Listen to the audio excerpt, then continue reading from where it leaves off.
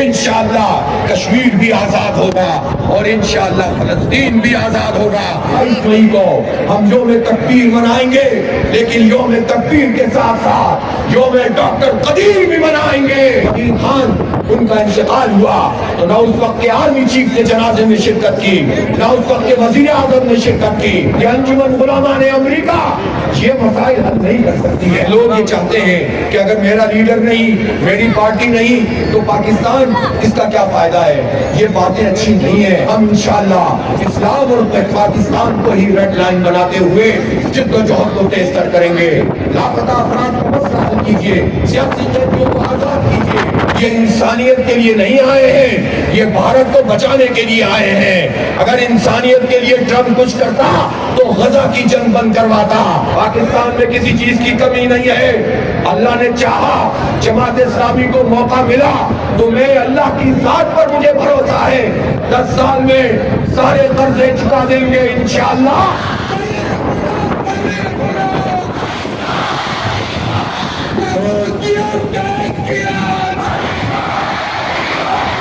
بھارت دنیا کے سامنے سوالیہ نشان بنا ہوا ہے کہ یہ پاکستان کا مقابلہ نہیں کر سکتا۔ یہ جہاد کی برکت ہے، یہ اتحاد کی برکت ہے، یہ ایمان کی برکت ہے، یہ تقویٰ اور جہاد فی سبیل اللہ کا جذبہ ہے کہ جس کے نتیجے میں اللہ نے ہمیں عزت دی ہے۔ اس لیے پوری قوم کے لیے یہی پیغام ہے کہ ہمارا راستہ اللہ رب العالمین کی بندگی کا راستہ ہے، اس کی کبریائی بلند کرنے کا راستہ ہے۔ اس ملک کو جو ہم نے بنایا ہے تو یہ ملک ہم نے کسی جغرافیہ کے لیے نہیں لیا۔ یہ جو خطہ ہے، یہ جو دیر کی ریاست تھی، یہ جو سواد کی ریاست تھی، یہ جو قبائل کے لوگ تھے، یہ کیوں پاکستان کے ساتھ آئے؟ یہ پاکستان کے ساتھ اس لیے آئے کہ یہ پاکستان لا الہ الا اللہ محمد الرسول اللہ کی بنیاد پر بنا ہے۔ یہ جغرافیہ اور یہ نسلیں اور قومیں اپنی جگہ اہمیت رکھتی ہے، لیکن پاکستان کسی جغرافیہ کی وجہ سے نہیں بنا، پاکستان کسی قوم کی وجہ سے نہیں بنا۔ یہ پختون مہاجر، یہ سندھی پنجابی، یہ بلوچ کشمیری، یہ ہزارے وال، یہ سرائکی، یہ اس بنیاد پر نہیں بنا۔ یہ لا الہ الا اللہ محمد رسول اللہ کی بنیاد پر بنا ہے۔ اسی لیے جب لوگ ہجرت کر کے پاکستان پہنچ رہے تھے تو ٹرینوں کی ٹرینیں کٹ گئی تھیں، ٹرینوں کے ڈبوں سے خون بہ رہا تھا۔ ان شہداء کا خون ہے جس کی وجہ سے یہ پاکستان بنا ہے۔ اس لیے حکومت سے کہتا ہوں کہ اگر ٹرمپ بیچ میں آیا ہے تو پہلا سوال تو یہ ہے کہ یہ ٹرمپ پہلے کیوں نہیں آ رہا تھا؟ جب بھارت نے ہم پر حملہ کیا تو ٹرمپ کہہ رہا تھا یہ ان دو ملکوں کا معاملہ ہے، جنگ تو بند ہونی چاہیے لیکن مسئلہ ان کا ہے۔ اور جب تک بھارت یہ پروپیگنڈا کر رہا تھا کہ پاکستان پر حملے کر رہے ہیں تو امریکہ دور کھڑا ہوا تھا، لیکن جس وقت بھارت کی پٹائی شروع ہوئی ہے، بھارت کے بیسس پر حملہ ہوا ہے، ان کی فوجی طاقت ٹوٹ گئی ہے، ان کی ایئر فورس تباہ ہو گئی، تو پھر اس کے بعد ٹرمپ آیا ہے۔ بھارت نے اس سے فریاد کی ہے اور اس نے کہا کہ میں ثالثی کراتا ہوں، جنگ بندی کر دی جائے۔ اس لیے یہ انسانیت کے لیے نہیں آئے ہیں، یہ بھارت کو بچانے کے لیے آئے ہیں۔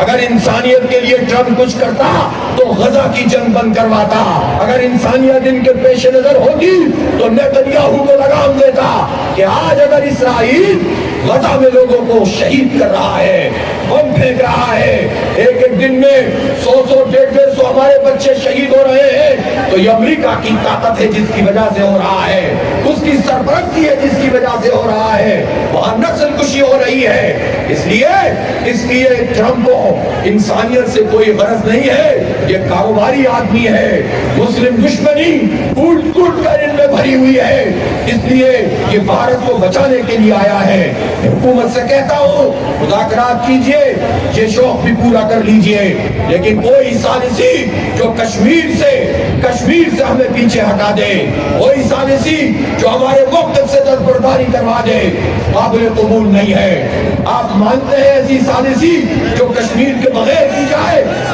آپ مانتے ہیں ایسی ثالثی جس میں کہا جائے کہ ادھر تم ادھر ہم یا ادھر ہم ادھر تم. کیا آپ مانیں گے ایسی سازشی جو بھارت کی بالادستی کو قبول کر لے؟ آپ مانیں گے ایسی سازشی جس میں 1 لاکھ سے زائد شہداء کے خون کا سودا کر دیا جائے؟ شہباز شریف صاحب سن لیجئے اور جنرل عاصم منیر صاحب آپ بھی سن لیجئے. پوری قوم نے آپ کا ساتھ دیا ہے, جہاد کی وجہ سے دیا ہے, اسلام کی وجہ سے دیا ہے, کشمیر کے نوجوانوں, بچوں اور عورتوں ان کی وجہ سے دیا ہے. اگر آپ نے کوئی سودے بازی کی, آپ کو بھی عبرت کا نشان بنا دے گی یہ قوم, چائے بنا نہیں ملے گی آپ کو. اس لیے سیدھے راستوں پر چلیے. ایک ہی بات ہے کہ کشمیر ہے, ہماری شہرک ہے, اور حق خودرادیت اقوام متحدہ کی قراردادوں کے مطابق ان کا یہ حق ہے, اور اس حق کو کوئی ثالث اور کوئی بین الاقوامی طاقت قبول نہیں کر سکتی. میں پوچھنا چاہتا ہوں, پاکستان بھی ایک نیوکلیئر طاقت ہے, امریکہ بھی ایک نیوکلیئر طاقت ہے, بھارت بھی ایک نیوکلیئر طاقت ہے, تو چائنا بھی ایک نیوکلیئر طاقت ہے. جب یہ سارے نیوکلیئر طاقتیں ہیں تو کیا سلخاب کے پر لگے ہیں کہ امریکہ کے آگے سب لیٹ جاتے ہیں, اس کے آگے سب جھک جاتے ہیں, عرب ہو یا عجم سب اسی کی مالا جپتے ہیں. پاکستان میں حکومت ہو یا اپوزیشن سب امام ٹرمپ کی آمد کا انتظار کرتے ہیں, سب ان سے آشیرواد وصول کرنے کے لیے لائن لگا کر کھڑے رہتے ہیں. یہ ذہنی غلامی ہے. جب ذہنی غلامی تھی اور کہا جا رہا تھا کہ بھارت کے خلاف بھی نہیں لڑ سکتے, تو ہم نہیں لڑ رہے تھے نا. جب آپ نے ذہن سے اس غلامی کو نکال دیا, اس بزدلی کو نکال دیا, تو ہم نے بھارت کو شکست دے دی.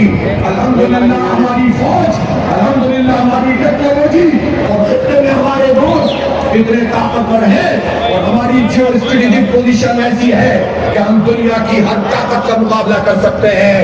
اس لیے خوف زدہ ہونے کی ضرورت نہیں ہے, امریکہ سے ڈرنے کی ضرورت نہیں ہے. امریکہ تو ویسے بھی ایک شکست خوردہ قوم ہے. ویتنام میں وہ ہارے ہیں اور افغانستان میں وہ ہارے ہیں.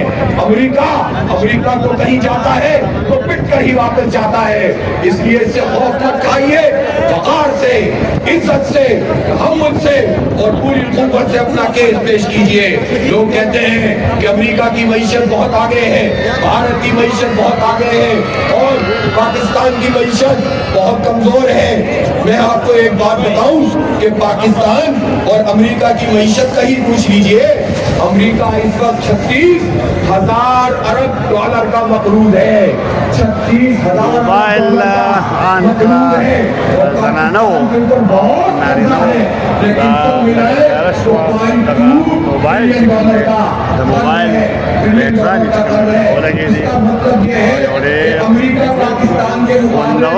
منظر مليون مارس لجماعة الإسلامية دير زياد كامياب وزور خلق جميل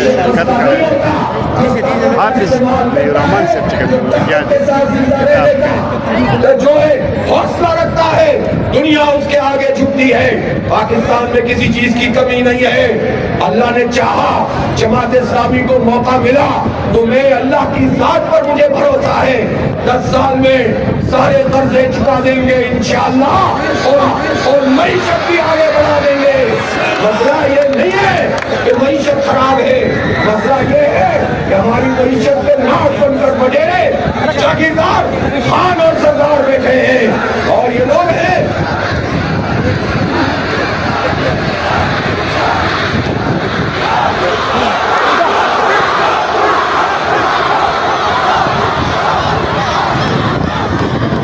اس لیے مسئلہ یہ نہیں ہے. مسئلہ یہ ہے کہ ان لوگوں نے ہمیں کمزور کیا ہے, ان سے بھی انشاءاللہ نمٹ لیا جائے گا. ابھی تو دشمن کا مقابلہ کرنا ہے, ابھی تو کشمیر کو آزاد کرانا ہے, اور تاریخ کا یہ سبق ہے کہ آگا کشمیر بھی ہم نے لڑ کر حاصل کیا تھا, پورا کشمیر بھی بلور شمشیر لیں گے انشاءاللہ, چھین لیں گے انشاءاللہ. یہ قوم یہ صلاحیت رکھتی ہے, بس حکمرانوں کو ہمت دکھانی پڑے گی. اس لیے ایک اور بات جو اس وقت خدا کی صورتحال ہے, ٹرمپ نے عرب کا دورہ کیا, یہ کیا دورہ تھا؟ یہ جنگ کا ٹیکس لینے وہ آیا تھا, یہ بھتہ وصول کرنے آیا تھا, اور اس نے سینکڑوں ہزاروں ارب روپے کے معاہدے کیے, لیکن جنگ بندی نہیں کرائی. وہاں بھوک ہے, ناکہ بندی ہے, اس نے ناکہ بندی نہیں توڑوائی.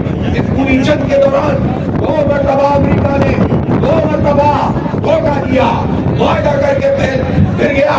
लेकिन हम ये बताना चाहते हैं, हमास के मुजाहिदों ने, गजा के मुसलमानों ने जिस करने का मुजाहिरा किया है, तारीख में अमर हो गए हैं।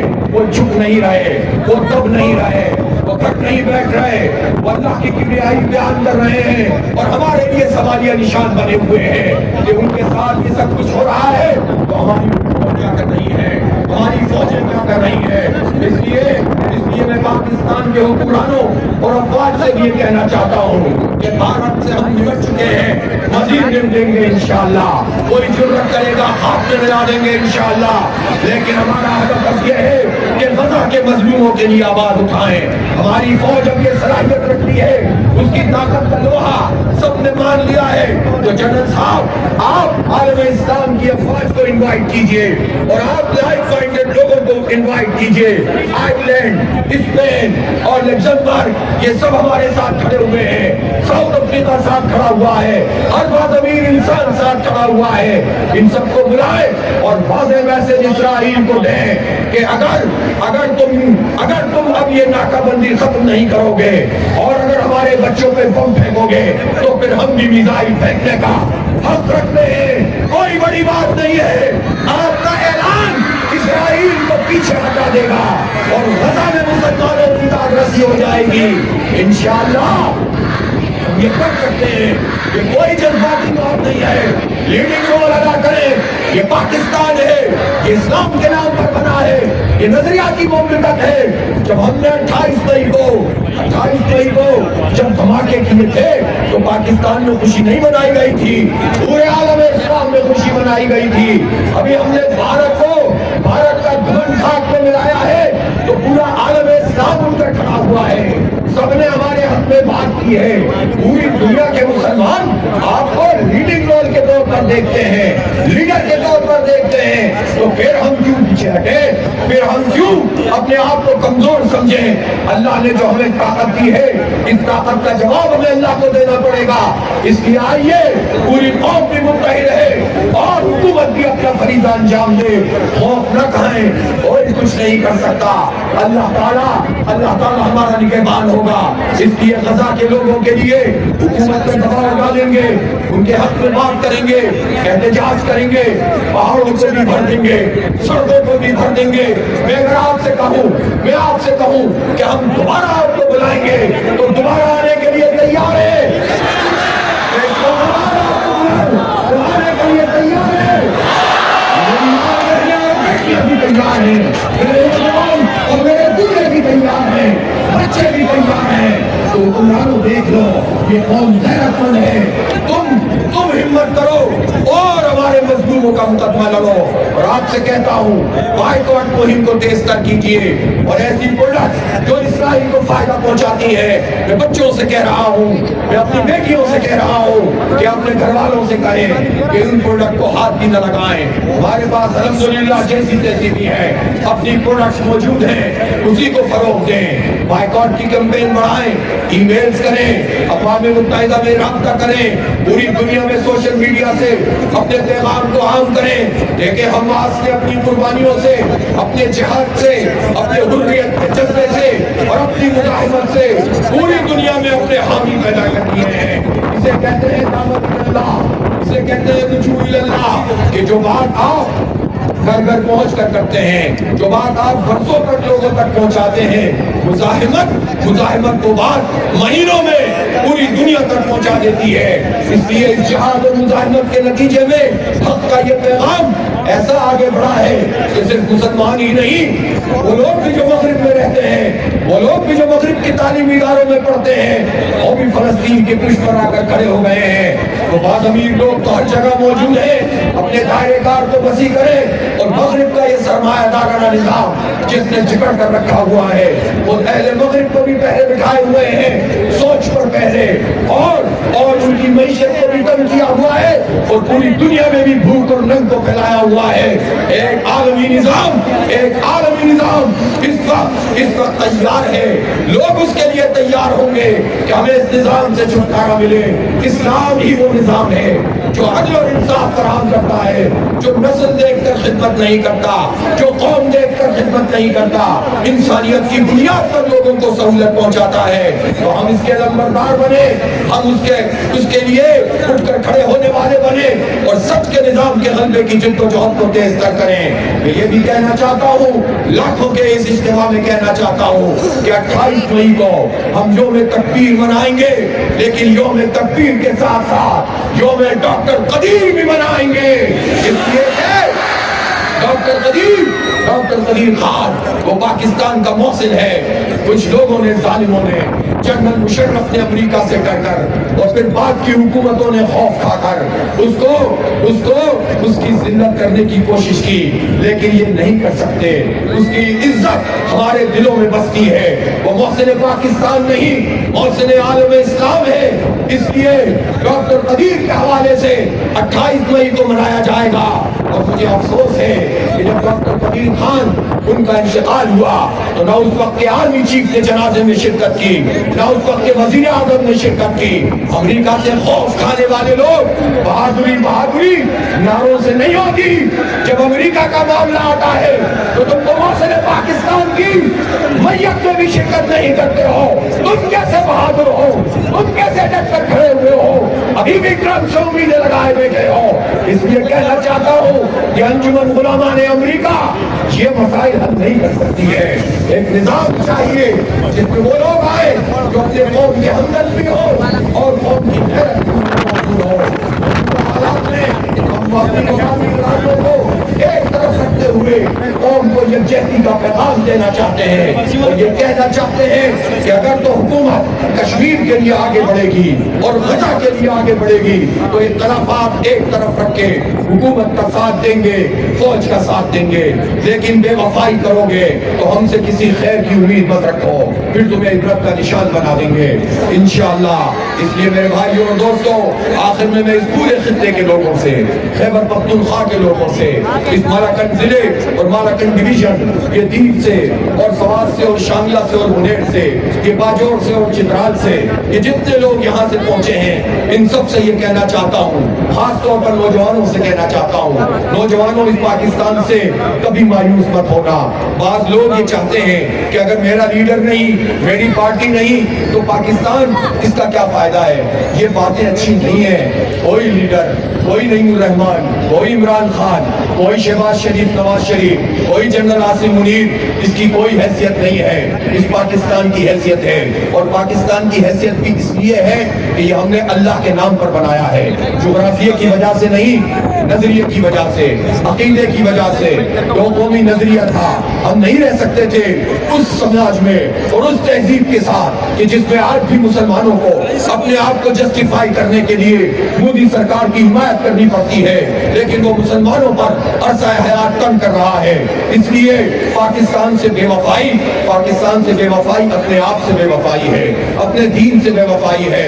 اس لیے کوئی لیڈر, کوئی پارٹی اہم نہیں ہے, اسلام اہم ہے, پاکستان اہم ہے, اور ہم انشاءاللہ اسلام اور پاکستان کو ہی ریڈ لائن بناتے ہوئے جد و جہد کو تیز تر کریں گے. مایوس کرنے والوں کو مایوس کر دیں گے, جو آپ میں سیاست پھیلاتے ہیں ان کو ہم انشاءاللہ دھکیل دیں گے. حق اور سچ کی بنیاد پہ کھڑے ہوں گے. میں تمام پارٹیوں کی برکت سے کہنا چاہتا ہوں, آئیں ہم مل کر حق اور سچ کی جد و جہد کو آگے بڑھائیں.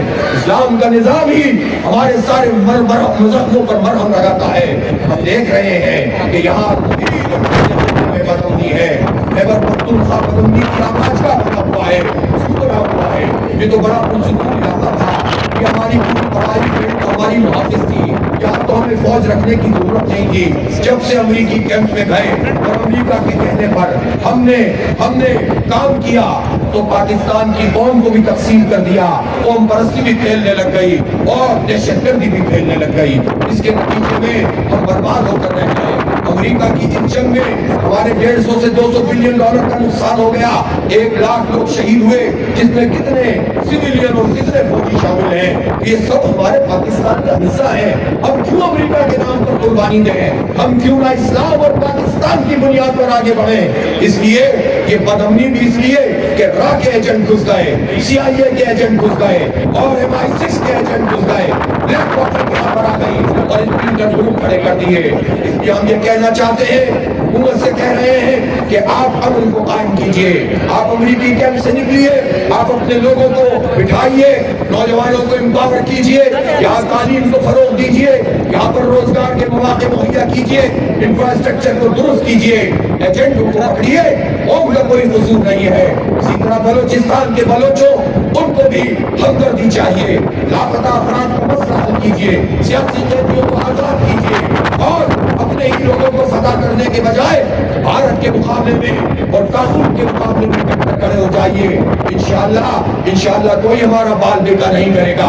एक और बात कहना चाहता हूँ, कभी कभी गुस्सा भी बहुत आता है, कभी कभी ये भी होता है कि हमारे साथ क्या सलूक किया जा रहा है। नौजवानों, उसकी रूट को उसको देखा करो। अगर अदल का निजाम होता तो बांग्लादेश न होता, पाकिस्तान था।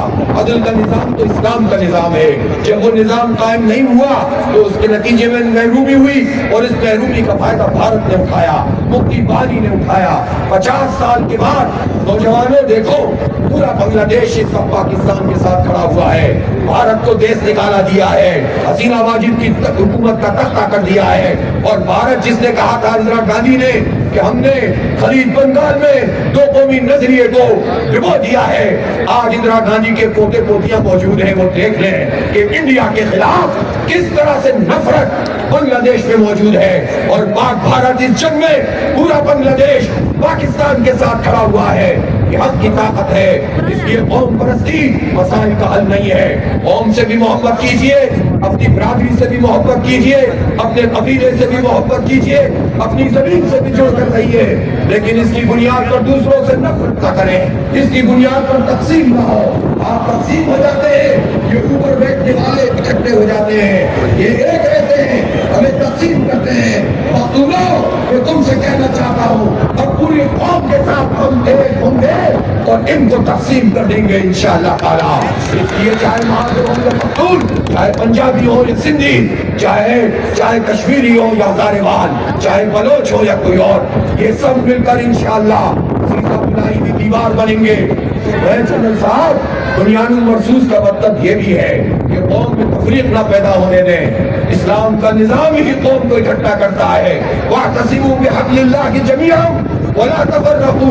तो इसलिए आइए अमल करते हैं, मिलकर काम करते हैं। और आज इस लाखों के इज्तिमा में मलाकंड के लोगों से कहना चाहता हूँ कि अब हमने इस बात का फैसला कर लिया है कि जो हमारी सियासी रिजीम चली आ रही है, एक पार्टी से दूसरी पार्टी, दूसरी पार्टी से तीसरी पार्टी, चंद खानदान, चंद इलेक्टेबल, चंद लोग हैं जो इजारादार बने रहते हैं, वही इस्टेब्लिशमेंट के साथ मिलकर हुकूमत करते रहते हैं और हमारे हालात नहीं बदलते। जमात इस्लामी ने पहले बहुत इत्तेहाद बनाए हैं, बहुत ज्यादा इसके लिए काम किया है, लेकिन अब हमने फैसला किया है कि अब हम एक ही इत्तेहाद बनाएंगे और हमारा ये इत्तेहाद पाकिस्तान के अवाम से होगा, पाकिस्तान के नौजवानों से होगा।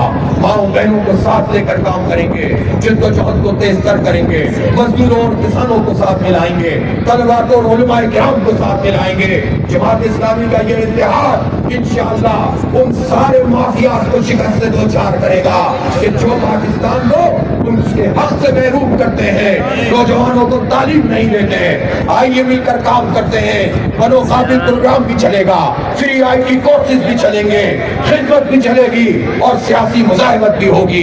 ये हमारा मुल्क है, ये मुसलमानों का मुल्क है। यहाँ जिहाद फी सबीलिल्लाह का मतलब गोली नहीं है, गाली नहीं है।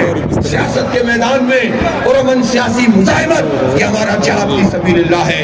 लोगों की खिदमत और लोगों को उठाकर जबर के मुकाबले में खड़ा कर देना, ये जिहाद फी सबीलिल्लाह है।